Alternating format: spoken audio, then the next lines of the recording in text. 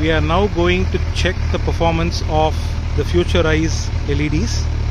So at the moment the bike is on with just the stock low beam switched on.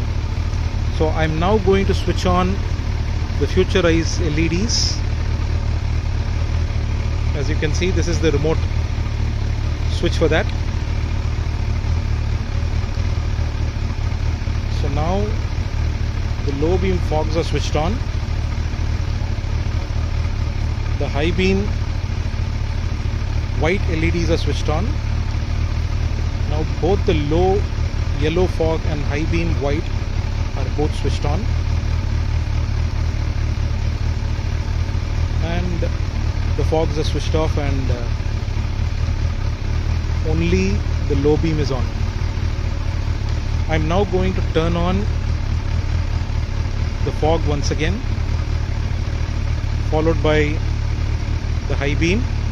Now this time around I'm also going to turn on the Mad Dog auxiliary lights.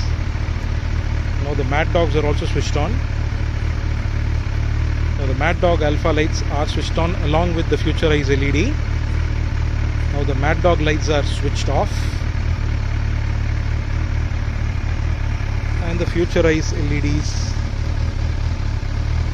are also switched off, leaving only the low beam on.